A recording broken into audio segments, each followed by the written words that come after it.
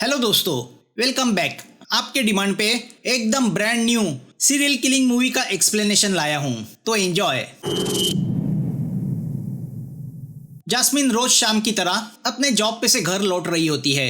Road crossing के यहाँ एक लड़का उसका रास्ता रोक लेता है। जास्मिन थोड़ी आगे जाके मुड़ के उसकी तरफ देखती है तो वो लड़का जास्मिन से कहता है, तुम 6 घंटे बाद मरने वाली हो। जास्मिन सुबह एक कुरियर कंपनी में काम करती है तो शाम को एक स्टोर में दो जॉब करके वो कैसे पैसे कमा रही है। बाकी दुनिया के लिए वो दिन रोज की तरह ही था, मगर जास्मिन के लिए खास था क्योंकि आज उसका बर्थडे है। आज वो 21 साल की हुई है। वैसे तो जास्मिन ज्यादा किसी से बातें नहीं करती, मगर स्टोर में शेमॉन को देख के वो खुद उससे बातें शुरू करती है। शेमॉन पुलिस डिटेक्टिव है जिससे जास्मिन की पहले भी एक केस के सिलसिले में मुलाकात हो चुकी है और वो शेमॉन को पसंद करती है। बातों बातों में वो शेमॉन को डेट के लिए पूछती है। इसी बहाने उसके बर्थडे की शाम भी यादगार हो जाएगी। शेमॉन शाम को उसे रेस्टोरेंट ले जाने का प्रॉमिस करता है। जास्मिन को और क्या चाहिए था, वो ये बात अपनी सहेली को बताने के लिए बेताब है तो वो उसे मैसेज करके शाम को 6 बजे एक जगह बुलाती है। डेट पे जाना है तो तैयारी करनी पड़ेगी, यही सोच के वो एक महंगा वाला ड्रेस भी खरीदती है। वो उसे पहन के अपनी सहेली से मिलने जा रही होती है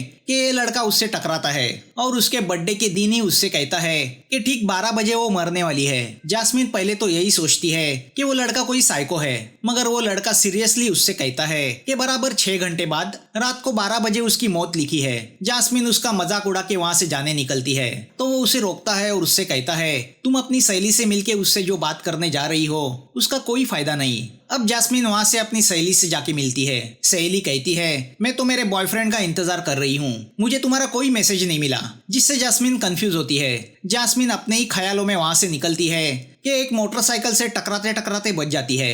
दरअसल उसी लड़के ने उसे बचाया होता है। जास्मिन उस लड़के से पूछती है, तुम चाहते क्या हो?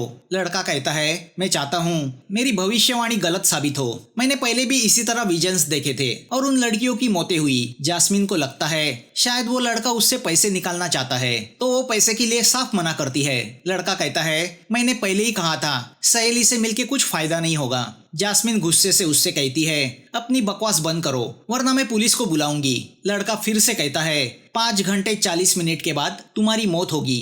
तभी पता चलता है शहर में सीरियल किलिंग हो रही है। 1 महीने पहले पहला मर्डर सियोन नाम की लड़की का हुआ था जिसकी लाश एक वीरान फैक्ट्री में मिली थी। अब दूसरा मर्डर 23 साल की किम का हुआ है जिसकी लाश कार की ट्रंक में मिली है। 12 बजे के आसपास उसका मर्डर हुआ था। डिटेक्टिव मोनी बताती है, दिल पे चाकू मार के किम का मर्डर किया गया है। शेमॉन बताता है, मर्डर किसी और जगह करके उसकी डेड बॉडी कहीं और फेंकी गई थी। किम की मौत के पहले किसी ने उसे कॉल करके कहा था, आज तुम मरने वाली हो। मोनी बताती है, सियोन को भी इसी तरह मैसेज करके धमकी दी गई थी कि उसकी 8 घंटे बाद मौत होगी। यहाँ जास्मिन को अभी भी उस लड़के की बातों पे विश्वास नहीं। लड़का बताता है, मेरा नाम जुनू है, मैं पिछले कुछ महीनों से विजन्स के जरिए कुछ लड़कियों की मौत देख रहा हूँ। दरअसल तुम्हारी तरह ही मैंने कुछ पल के लिए उनके चेहरे को देखा और उनकी मौत मेरे नजरों के सामने आ गई। जास्मिन उससे पूछती है, मेरी मौत कैसे होने वाली है? कार एक्सीडेंट में, हार्ट अटैक से, या कोई ज़ोंबी मुझे काटने वाला है? जुनवू कहता है, तुम्हारा मर्डर होने वाला है। वो सुन के जास्मिन शॉक होती है। जुनवू उससे कहता है, चाकू मार के तुम्हारी हत्या की जाएगी।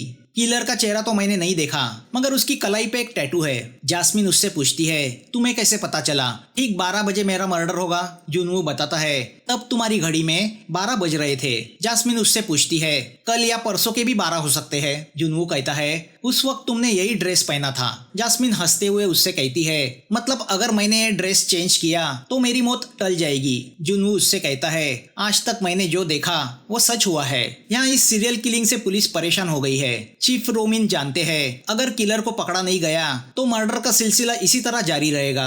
शेमॉन का कहना है, लड़कियों को वार्न करने वाले उस शख्स को पकड़ना जरूरी है। मोनी बताती है, लड़कियों का मर्डर करने के बाद हर बार पब्लिक फोन से पुलिस को इन्फॉर्म किया गया है और ये फोन ऐसी जगह होते थे जहां आसपास सीसीटीवी कैमरा नहीं लगा होता, मतलब मर्डर प्लान करके किए गए हैं। तभी मोनी बताती है, मगर फोन बूथ के पास ही खड़ी एक कार के डैश कैम से कुछ फुटेज हाथ लगे हैं जो थोड़े से ब्लर है तो उन्हें लैब भेज दिया गया है। मोनी की बातें सुन के सभी खुश हो जाते हैं कि कोई क्लू तो मिला। या जास्मिन जुनू से पूछती है कि क्या तुमने उन लड़कियों को बताया था कि उनका मर्डर होने वाला है? जुनवू कहता है हाँ बताया था, मगर उन्होंने भी तुम्हारी तरह मुझ पे विश्वास नहीं किया। दरअसल मुझे खुद पे भी विश्वास नहीं था। विजन से मैं ये नहीं जान पाया ये सब मर्डर कहाँ होने वाले हैं, वरना शायद मैं उन्हें बचाने की कोशिश करता। जास्मीन कहती है मतलब अगर तुम्हारे विजन्स में सच्चाई है तो आज रात मेरा मर्डर होके रहेगा। जुनवू फैसला करता है कि वो रात 12 बजे तक जास्मीन के साथ रहेगा। जास्मीन समझ नहीं पाती एक अनजान आदमी पे कितना विश्वास किया जाए, मगर नियति के इस चैलेंज को वो एक्सेप्ट करती है। वो मौत से मुकाबला करने का फैसला करती है। उसे शक है कि कहीं ये किलर वो लड़का तो नहीं जो उसका पीछा किया करता था। वो उस लड़के के एड्रेस पे जाने का फैसला करती है। अब वो शेमोन को कॉल करके अपनी रात की डेट कैंसिल कराती है। 12 बजने को 5 घंटे बाकी है। जास्मीन जुनू से पूछती है क्या भविष्य को बदला जा सकता है? जुनू कहता है कोशिश की जा सकती है, इसके पहले कि किलर तुम तक पहुंचे हमें उस तक पहुंचना होगा। अब जास्मीन बताती है मैं एक डेटिंग क्लब के लिए काम करती थी। वहाँ एक दिन सैंग नाम के लड़के ने मुझे डेटिंग के लिए बुक किया। ये पेड डेट होती थी। मुझे उस बुक करने वाले आदमी के साथ 3 घंटे बिताने होते थे। सैंग बाकी लोगों से अलग था। वो पैसे देके मेरे साथ वक्त गुजारता था, मगर कुछ बातें नहीं करता था। मुझे मुफ्त का खाना मिलता था, पैसे मिलते थे, तो मुझे कोई प्रॉब्लम नहीं था। 3 घंटे मेरे साथ गुजारने के बाद वो मुझे महंगी गिफ्ट भी दिया करता था। एक बार मैंने भी उसे छोटा टेडी दिया। बहुत खुश हुआ था वो उस वक्त। पता नहीं उसे मेरा एड्रेस कहाँ से मिला।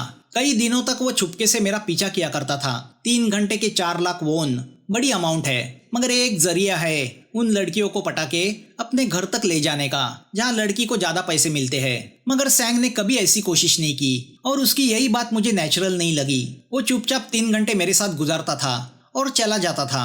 यहाँ दूसरी ओर पुलिस स्टेशन में मोनी शेमोन को बताती है कि जिन लड़कियों के मर्डर हुए वो सभी मैजिक डेटिंग क्लब की मेंबर थी।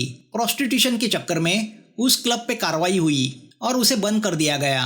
वो केस शेमोन ने हैंडल किया था। मोनी बताती है कि 2 महीने पहले क्लब के एक मेंबर लड़की जूली की लाश उसके घर में मिली। उसने सुसाइड की थी। हो सकता है वो सुसाइड नहीं मर्डर हो और इसी सीरियल किलिंग का हिस्सा हो।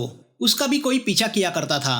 तभी चीफ रोमिन ये सीरियल वाला केस मोनी के हाथ से निकाल के शेमोन को देते हैं, जिससे मोनी गुस्सा होती है क्योंकि उसने इस केस पे बहुत मेहनत की थी। वो डिप्रेस हो जाती है। शेमोन उसे दिलासा देता है कि इस सीरियल किलिंग में औरतें विक्टिम हैं, तो चीफ नहीं चाहते इसे एक औरत हैंडल करे। मगर मोनी उसकी सफाई से कन्विंस नहीं होती। यहाँ जास्मीन जुनवू को बताती है कि मैजिक क्लब के बंद होने के बाद मेरा पीछा करना शुरू हुआ। रात को मुझे ब्लैंक कॉल्स आने लगे। मैंने पुलिस में रिपोर्ट की थी, मगर बिना किसी सबूत के कार्रवाई नहीं की जा सकती थी। और मेरा पीछा करने वाला सैंग ही है, ये भी मैं कंफर्म नहीं थी। प्रोस्टिट्यूशन के चलते क्लब बंद हुआ था। सब लेडीज मेंबर से पूछताछ की गई, मगर मैं वैसे काम में इन्वॉल्व नहीं थी, तो मैं क्लीन साबित हुई। उसी केस के सिलसिले में मेरी मुलाकात डिटेक्टिव शेमोन से हुई। मेरी मजबूरी को समझ के उसने मुझे एक स्टोर में जॉब दिलाया, वरना 2 वक्त का खाना भी मेरे लिए मुश्किल था। जुनू उससे कहता है किसी दुखी आदमी को 3 घंटा खुशी देना बहुत बड़ी बात है। अब वो सैंग के घर पहुंच जाते हैं।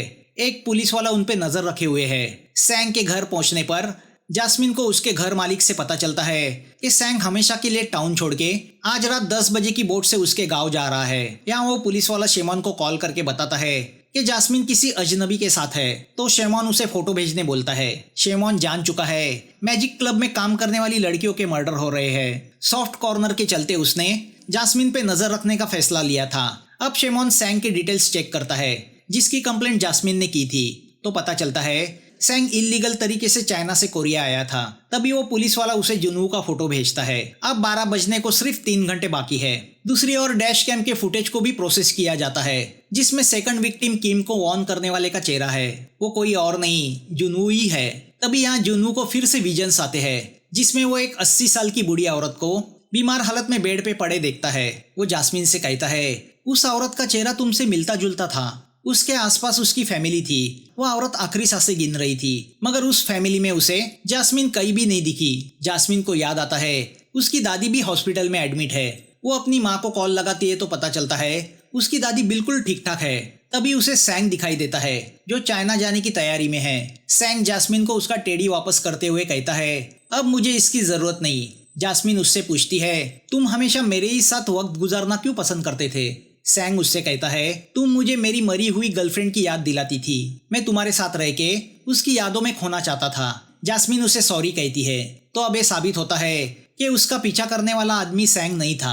अपने प्यार की मौत को भुलाना आसान नहीं। अब जास्मिन जुनू पे इस बात पे बिगड़ती है कि वो जो विजन्स देखता है उसमें कोई सच्चाई है भी या नहीं, क्योंकि उसकी दादी तो बिल्कुल ठीक ठाक है। जुनू के पास कोई जवाब नहीं होता। जास्मिन कहती है, मैं इतने जल्दी मरना नहीं चाहती, मैं उस आदमी के साथ जिंदगी गुजारना चाहती हूँ जिससे मैं प्यार करती हूँ, मगर तुम क्यों मुझे बचाने के पीछे पड़े हो। जुनू कहता है, मैं इन बुरे सपनों से छुटकारा चाहता हूँ और वो तभी पॉसिबल है जब वो किलर पकड़ा जाएगा। यहाँ मोनी जुनू के फोटो को देख के शॉक होती है। वो शेमोन से कहती है कि ये जुनू उस सियोन का बॉयफ्रेंड है जिसकी लाश फैक्ट्री में मिली। तो क्या जुनू ही वो सीरियल किलर है जो लड़कियों को वॉर्न करके मारता है? मगर क्यों? शेमोन कहता है, शायद वो प्रोस्टिट्यूट को मार के उन्हें पनिशमेंट दे रहा होगा। जब उसे पता चला उसकी अपनी गर्लफ्रेंड ये काम कर रही है तो गुस्से से उसने उसे मार दिया होगा। फिर इसी भावना से उसने क्लब की बाकी लड़कियों को मारना आगे जारी रखा होगा। तभी मोनी शेमोन को एक फोटो दिखाती है जिसमें चीफ रोमिन मैजिक क्लब के बाहर सियोन से बातें करते हुए नजर आ रहे हैं। मतलब खुद चीफ भी इन लड़कियों से संबंध रखे हुए था और ये बात शेमोन जानता था। वो मोनी से कहता है, चीफ अपनी पर्सनल लाइफ में क्या करते हैं उसमें इंटरफेयर करने का हमें कोई हक नहीं। मोनी कहती है, मगर वो जिसे डेट करते थे उसका मर्डर हुआ है। शेमोन कहता है, अगर पुलिस चीफ को ही अरेस्ट करके इंट्रोगेट करेंगे तो पूरा केस खराब होगा, डिपार्टमेंट की बदनामी अलग से होगी। मोनी कहती है, अगर चीफ ही सीरियल किलर निकले तो? शेमोन कहता है, तो देखा जाएगा, फिलहाल इस जुनू पे फोकस करते हैं। अब शेमोन चीफ रोमिन को जुनू के बारे में बताता है जो उस सियोन का बॉयफ्रेंड था जिसको रोमिन डेट करता था। वो सुन के रोमिन शॉक होता है। शेमोन उससे कहता है, मोनी तुम्हारे और सियोन के बारे में जान चुकी है तो अब जुनू को ही फंसाना होगा, वरना आगे जाके तुम्हारी इंक्वायरी होगी। यहाँ जास्मिन फैसला कर चुकी है कि वो किलर का मुकाबला करेगी, तो वो एक हथियार बेचने वाले के पास पहुंच जाती है और उससे मेटल प्रोटेक्टर जैकेट और एक चाकू खरीदती है। तभी उसे शेमोन का कॉल आता है। शेमोन जानता है जुनू उसके साथ है। वो उससे कहता है कि जुनू ही सस्पेक्टेड सीरियल किलर है। वो सुन के जास्मिन शॉक होती है। शेमोन उसे एक पार्किंग में आने बोलता है ताकि वो जुनू को वहां अरेस्ट कर सके। तो अब जास्मिन जुनू के साथ उस पार्किंग में पहुंच जाती है। अब 12 बजने को सिर्फ आधा घंटा बाकी है। तभी रोमिन उस पुलिस वाले को कॉल करके जास्मिन का लोकेशन जान लेता है। तभी मोनी आके रोमिन को धमकी देती है कि उसे रोमिन के बारे में इंटरनल अफेयर्स वालों को बताना पड़ेगा। रोमिन उसे एक ही बात कहता है, जैसा दिखता है वैसा होता नहीं, थोड़ी रुको, पहले उस जुनू से निपटो, बाद में बात करते हैं। वो उसे जुनू का लोकेशन देता है। मोनी इस बात से हैरान होती है कि शेमोन को जुनू का लोकेशन पता था, मगर उसने ये बात उससे छुपा के रखी। यहाँ जुनू जास्मिन से कहता है, अपने प्यार को मरते हुए देखना बहुत पेनफुल होता है, जो मैं भुगत चुका हूँ। अब वो जास्मिन से पूछता है, तुम्हें फोन करके यहाँ आने किसने कहा, क्योंकि ये वही जगह है जहाँ तुम्हारी मौत लिखी है। मगर जास्मिन जुनू को ही किलर मान रही है तो डर उसे घेर लेता है। अब 12 बजने में सिर्फ 3 मिनट बचे हैं। जुनू जास्मिन से कहता है, अब किसी भी वक्त तुम्हारा मर्डर हो सकता है। जास्मिन भागने जाती है मगर लड़खड़ा के गिर जाती है। जुनू उससे कहता है, तुम मुझे गलत समझ रही हो। तभी शेमोन वहाँ आता है और जुनू पे गन तान देता है। तो जुनू चाकू निकालता है। शेमोन उसे चाकू फेंकने बोलता है। जुनू उससे कहता है, मैंने जास्मिन को बचाने का फैसला किया है। शेमोन कहता है, तुम लड़कियों से बदला ले रहे हो, तुम किलर हो, तुम्हें यहाँ लाने के लिए मैंने ही जास्मिन से कहा था, तुम्हारा खेल खत्म। तभी जुनू को शेमोन के हाथ पे वही टैटू दिखाई देता है जो उसने अपने विजन्स में किलर के हाथ पे देखा था। जुनू समझ जाता है शेमोन ही सीरियल किलर है। वो शेमोन को मारने मुड़ता है तो शेमोन उस पे गोली चला देता है। जुनू नीचे गिर जाता है। तभी 12 बजे का अलार्म होता है जो जास्मिन की मौत का वक्त है, मगर उसने कलाई पे बांधी घड़ी 1 मिनट पीछे है और जुनू ने अपने विजन्स में उसी घड़ी को देखा था। तभी शेमोन चाकू उठा के उसकी ओर मुड़ता है। वो उससे कहता है, आज तुम्हारा बर्थडे है और आज ही तुम्हारी मौत भी लिखी है। जास्मिन शेमोन से पूछती है, तुमने उन लड़कियों को क्यों मारा? शेमोन कहता है, उन सब लड़कियों को मारना मेरा मिशन है जो अपनी गंदी हरकतों से मर्दों को बर्बाद करती है, समाज को खराब करती है। जास्मिन कहती है, वो लड़कियां इनोसेंट है क्योंकि वो अपना जिस्म मजबूरी में बेचती है। शेमोन उससे पूछता है, मैजिक क्लब की आड़ में तुम जो कर रही थी वो क्या समाज सेवा थी? तुम जैसी लड़कियां समाज में गंदगी फैलाने का काम करती है, पुलिस तक को तुमने नहीं छोड़ा। जास्मिन शेमोन से पूछती है, तुम क्या जानते हो उन लड़कियों के बारे में? कोई भी लड़की अपनी खुशी से यह काम नहीं करती। जज बनने की कोशिश मत करो। अगर अभी मेरी मौत लिखी है तो मैं जरूर मरूंगी, मगर तुम जैसे गंदे इंसान के हाथों नहीं। अब वो शेमोन की आंखों में स्पाइस स्प्रे मारने जाती है, मगर स्प्रे नहीं चलता। तो अब शेमोन चाकू उसके दिल में भोंकने जाता है कि तभी पीछे से जुनू उस पे हमला करता है और उस पे मुक्के बरसाता है। वो गला दबा के शेमोन को मारने जाता ही है कि जास्मिन उसे रोकती है। तभी पुलिस वहां आके शेमॉन को अरेस्ट करती है। शेमॉन ने कही हुई सब बातें जास्मिन के मोबाइल पे रिकॉर्ड हो चुकी है, जिसे अदालत में शेमॉन के खिलाफ पेश किया जाएगा। जुनू ने मेटल प्रूफ जैकेट पहना था, इसलिए वो शेमॉन की गोली से बच गया। जास्मिन जुनू से कहती है, तुम्हारा भविष्य गलत निकला। जुनू जास्मिन से कहता है, पहले मैंने क्लब की एक लड़की जूली को मरते हुए देखा, तब मैं सपना समझ के उसे भूल गया, मगर उसी रात उसे लटका के मार दिया गया। बाद में मैंने मेरी गर्लफ्रेंड सियोन को अपने विजन से मरते हुए देखा था, मैं उसे भी बचा नहीं पाया। फिर किम को मैंने वार्न किया, मगर उसका भी मर्डर हुआ। गलत धारणाओं के चलते 3 मासूम लड़कियों का मर्डर हुआ। वो लड़कियां सिर्फ कंपनी देने का काम करती थी, अपना जिस्म नहीं बेचती थी। जास्मिन कहती है, समाज की सोच को बदला नहीं जा सकता, मगर तुमने भविष्य को जरूर बदला है। जुनू कहता है, शायद तुम जैसी लड़कियों को बचाने का काम मेरे हाथों ही होना था, वरना अचानक मुझे विजन्स क्यों दिखाई देते। कुछ दिनों बाद जुनू और जास्मिन दोनों का उसी सड़क पे आमना सामना होता है। जास्मिन जुनू से कहती है, मैं जानती थी हम फिर मिलेंगे, क्या मेरे जीवन साथी बनना पसंद करोगे? जुनू उससे कहता है, वो मैं नहीं जिसमें तुम अपना प्यार तलाश रही हो। मेरे पिछले विजन्स में मैंने जिस 80 साल की बूढ़ी औरत को देखा था वो तुम थी, मगर उसके बगल में जो उसका पति बैठा था वो मैं नहीं था, कोई और था। हम एक दूसरे के लिए नहीं बने, मगर मेरा वो भविष्य सच होगा। तुम 80 साल जियोगी, वो भी प्यार करने वाले पति के साथ। अगली बार तुम जरूर मरोगी, मगर 60 साल के बाद। दोनों अपने अपने रास्ते चले जाते हैं। दोस्तों, एक्सप्लेनेशन अच्छा लगा हो तो लाइक करो, हाइप करो। सब्सक्राइब नहीं किया हो तो सब्सक्राइब करो। फिर मिलेंगे नए वीडियो के साथ। Thanks for watching.